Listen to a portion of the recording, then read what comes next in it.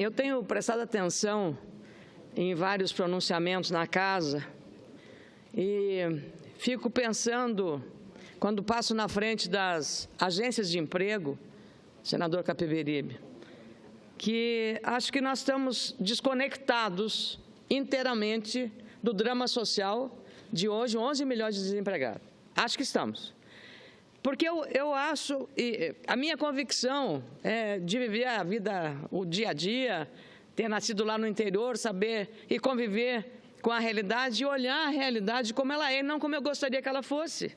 Se fosse como eu desejasse, nós não teríamos desemprego, estaríamos com desenvolvimento, mas nós estamos. Nós estamos com 11 milhões de desempregados, senador Paulo Paim. 11 milhões, 10,9% da população economicamente ativa. No mesmo período, no ano passado, no primeiro trimestre, de janeiro a março, nós estávamos com 7,9% da população economicamente. E sabe o que pode acontecer? Lamentavelmente, até o final do ano. Chegar a 14 milhões de pessoas desempregadas e nós aqui discutindo o sexo dos anjos. Discutindo se o Ministério A ou B é mais importante que o Ministério C, e que saindo do Ministério, o que vai acontecer? E nós perdemos não só os empregos, que é a coisa mais importante para a cidadania, não só os empregos. 23 mil leitos hospitalares foram fechados no país, gente. Mas o que é mais importante? Falar sobre troca de ministério, fusão de ministério, redução de gastos, ou cuidar dessas questões? Eu gostaria muito que as mobilizações pelo não fechamento do Ministério A ou B ou C fosse a mesma para defender a saúde dos brasileiros, fosse a mesma mobilização para defender o aumento do emprego, de jovens que estão nas filas, fazendo volta nos quarteirões das agências de empregos ou dos organismos ligados às centrais sindicais. Essa é a emergência, essa é a urgência da população jovem, daquelas pessoas de mais idade, mais de 50 anos, que também estão perdendo emprego e estão voltando para a fila. Ou de jovens, mulheres e homens que perderam o emprego formal na indústria ou no comércio e estão indo trabalhar como serviço doméstico, porque agora tem uma lei, tem uma garantia, tem carteira assinada, mas vão trabalhar como diaristas para superar um grave problema. Hoje mostrou no Rio de Janeiro, as pessoas estão indo no fim da feira, porque no fim da feira os produtos ficam mais baratos, é o que resta da feira, os produtos são bons, mas é o que resta, não é o mais bonito. É porque as pessoas estão sentindo na pele, ninguém está prestando atenção nas conversas que houve na fila do supermercado ou na fila de uma feira popular. As pessoas todas estão se queixando de uma inflação que está beirando os 10%, e isso significa perda do poder aquisitivo do salário de quem ainda está trabalhando. E nós ficamos aqui falando, mas não pode fechar o Ministério tal, porque não pode o Ministério tal, porque o Ministério tal tem que ter independência. E a gente não discute 14, 10, 11 milhões de desempregados. A gente não discute a saúde. 23 mil leitos, não tem hemodiálise. Não reajustam as tabelas do SUS, os estados não repassam o dinheiro para atender os hospitais filantrópicos comunitários Santas Casas, não repassam, senador Capiberebe, e aí fecham as portas. Santa Casa de Misericórdia de Porto Alegre perdeu 500 funcionários, fechou 113 leitos em Porto Alegre, que atende a capital, a região metropolitana e atende o interior. SUS, 60%, 70% do SUS. Não dá para entender. UPAs fechando por quê? O governo federal faz uma festa grandiosa, dizendo que está fazendo, espalhando para o Brasil inteiro UPAs. O que são as UPAs?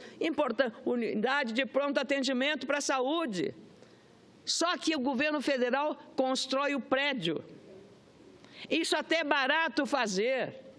Caro é contratar o médico, o enfermeiro, o assistente, todo o material que precisa para funcionar o hospital, os medicamentos, todo o tratamento que precisa ali. Isto é caro.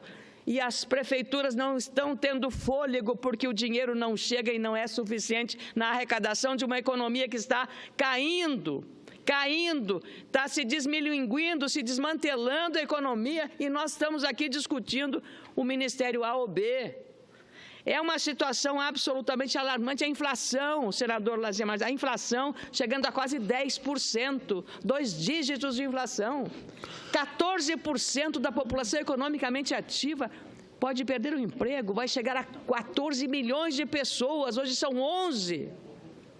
É muito séria a situação social, a perversidade disso que nós nos encontramos. Esse país fantástico. E a situação não está pior, senador, porque o senhor é do Rio Grande do Sul, como eu e o senador Paim, que aqui está presidindo, porque nós somos um estado agrícola. Só o que está salvando o Brasil hoje é exatamente o campo, a lavoura. A salvação da lavoura, não. A salvação da economia é a lavoura.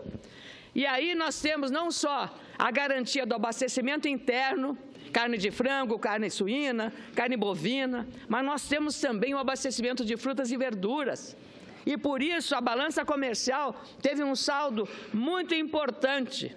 E só não foi no conjunto negativa porque a lavoura, o campo, esse campo perseguido, cheio de preconceito de alguns setores, produziu o suficiente para deixar um superávit comercial relevante, significativo. Não fosse isso, nós estamos também mergulhados num déficit cambial e num déficit de comércio extraordinário. Então, eu queria dizer que o que nós estamos vendo aqui, o que se viu hoje, graças ao dinamismo do campo, a balança comercial brasileira apresentou um superávit de 13,2 bilhões de dólares no período de janeiro até abril, garantindo a estabilidade das nossas contas externas numa fase muito crítica da nossa economia. Com prazer, concedo a parte ao senador Lazier Martins. Obrigado, senadora Ana Amélia. Congratulações, embora o tema seja duríssimo, sobre o relato que a senadora está fazendo a esse conjunto de problemas. Eu quero citar rapidamente um fato que é o próprio retrato do caos na assistência à saúde pública no Rio Grande do Sul e particularmente em Porto Alegre. No sábado pela manhã eu estava em Porto Alegre, recebi um telefonema de uma senhora que se identificou e me disse: senadora, o senhor é a minha última esperança. Eu estou com um irmão sentado numa cadeira desconfortável na emergência do Hospital Conceição. O Hospital Conceição faz parte do maior grupo hospitalar de Porto Alegre, para aqueles que nos ouvem e não sabem. O Hospital Público Federal. O Hospital Público Federal. Eu imediatamente liguei para lá, falei com o chefe do setor social, disse: olha, senador, o senhor desculpe, mas todos estão nessa situação. A enfermaria aqui, a emergência está lotada e todo mundo sentadinho, não tem leito. Eu disse: mas quem sabe consegue um colchonete para essa pessoa, um homem de 56 anos, cheio de problemas de saúde. Disse: olha, o senhor fale com a chefe da enfermaria. Falei com a chefe da enfermaria. Olha, não dá, nós não temos nem colchonete, não temos nada, temos que esperar, ele está na fila. Eu disse: mas ele está na fila desde ontem às 4 horas da tarde. Não é? E isto era sábado de manhã. Aí procurei falar com o chefe de plantão. Não, eu não vou atender porque eu não tenho como resolver. Não me atendeu. Bom, era 4 horas da tarde do sábado, completando 24 horas, esta mesma senhora me telefonou para dizer: só para lhe comunicar, o meu irmão continua, tem horas que ele sai da cadeira, deita no chão, 24 horas, numa cadeira desconfortável na enfermaria do Hospital Conceição, sem leito, sem colchonete, sem nada, e sabe-se lá até que hora ficou, senadora. Obrigado. Eu agradeço, senador Lazier, e lamentavelmente, parte desses problemas acontece também, porque aquele hospital também teve loteamento dos cargos, aquilo pertence ao PCdoB. É dramático, nós temos que falar as coisas como elas são, senador. E os mesmos partidos que criticam o loteamento, eles são donos desse hospital, PCdoB, todo mundo sabe. O partido deveria responder isso que o senhor está falando, senador. Ao governo federal. Agora, quem paga imposto, o cidadão que paga imposto, não quer saber se o hospital, o Grupo Hospitalar Conceição, que tem núcleos de excelência, fantásticos, maravilhosos, mastologia, cardiologia. Esse hospital, quando o cidadão precisa, ele não quer saber se a instituição é federal, é estadual ou é municipal. Ele tem direito, até porque o SUS é um sistema universal de cobertura à saúde da população, o único no mundo. E nós fizemos isso. O governo fez isso. Esse é eu diria, um patrimônio, entre aspas, dominado pela indicação do PCdoB. Por que o partido não explica quando critica essas coisas aqui? Por que não se esforçou para melhorar o atendimento a milhares e milhares de... Eu tive irmãs, 2 irmãs, foram operadas de câncer de mama lá pelo Dr. Pedrini no Grupo Hospitalar Conceição. À época, atendidas muito bem, uma instituição com funcionários e servidores muito dedicados.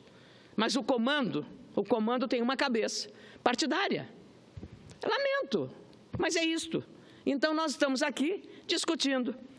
Fusão de ministério, fica aqui, não estamos vendo nenhuma mobilização em favor desse povo que bate no hospital e tem que ficar no corredor do hospital sem maca, sem uma cadeira, sem um atendimento, sem uma UTI, porque as UTIs também fecharam, sem hemodiálise quando precisa, condenados a receber um atestado de óbito e não uma pessoa que está pronta para sair do hospital. Então, eu queria apenas dizer que as empresas estão fechando, a inflação está aumentando, o endividamento está elevado e nós, em vez de estarmos cuidando aqui, as epidemias graçando e preocupando, dengue, alarmando a população, agora chegamos no período de inverno, precisando fazer vacina para gripe, ainda bem que as vacinas agora começaram a ser disponibilizadas, mas eu queria fazer um apelo, que nós aqui olhássemos o nosso entorno, as esquinas das agências de emprego, olhássemos a situação dos hospitais filantrópicos comunitários ou santas casas, que dão atendimento preferencialmente e majoritariamente ao SUS. Também os hospitais públicos, para que essa tragédia tenha um fim, ou pelo menos seja mitigada, porque não é correto de nossa parte estarmos aqui discutindo o sexo dos anjos quando o país está mergulhado nessa crise extremamente profunda. Queria dizer também e agradecer ao governo pela sanção sem vetos de um projeto que nasceu aqui no Senado, de minha autoria, chamado o Projeto do Marco Regulatório dos Integrados. Esse projeto é muito importante porque ele cria um marco regulatório, dando segurança jurídica a um dos setores mais dinâmicos do agronegócio brasileiro, da produção, que envolve os integrados, pequenos ou médios criadores de frangos, de suínos, de laticínios, de leite ou também de tabaco. E a agroindústria que processa o abate desses animais e vende. Não havia um limbo em relação a essa relação de parceria entre um e outro setor, integrados e integradores. E isso era lesivo ao interesse, porque sempre a corda arrebenta no mais fraco. Sempre o integrado sofria as consequências. Uma indústria fechava e ele não recebia nenhuma indenização, não recebia nada. O que acontece agora?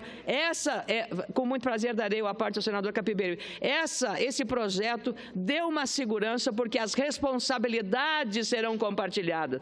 Se o integrado, aquele que produz para integrar para a indústria, fizer o investimento que a indústria pediu, a indústria tem que compartilhar a responsabilidade, não vai deixar o integrado pendurado no pincel. Então, eu penso que nós demos uma contribuição, o relator aqui desse meu projeto que passou na Câmara, veio um substitutivo, foi o senador Dário Berger, de Santa Catarina, que é um estado onde o sistema integrados é muito forte, como é no Rio Grande do Sul, como é no Paraná, em vários estados brasileiros. Mas com muita alegria concedo a parte ao senador Capiberibe. Senadora Ana Amélia, concordo plenamente com Vossa Excelência. Na hora, Vossa Excelência critica duramente a inércia, o imobilismo e a inoperância do Congresso Nacional.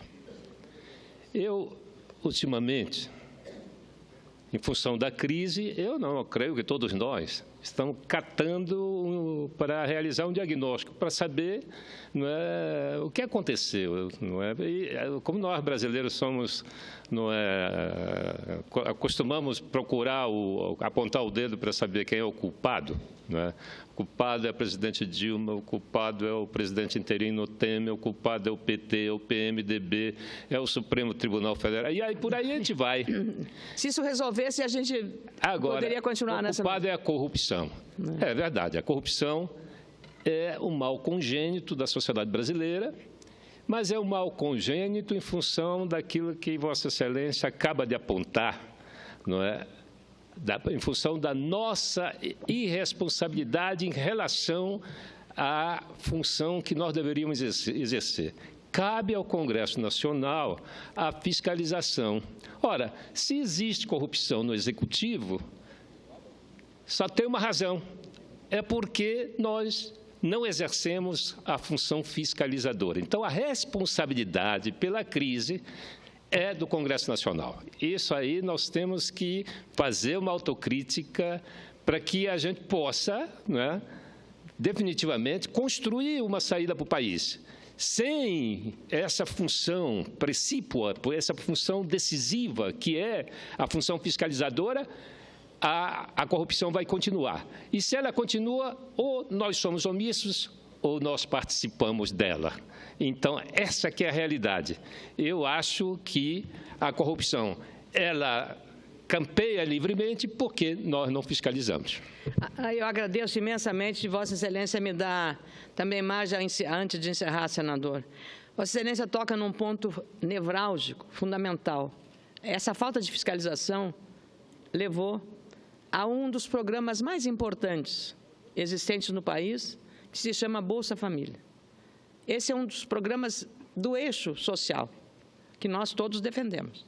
Agora, veja só, a falta de fiscalização e controle fez com que, nesse programa, estivessem incluídos 17 mil funcionários públicos.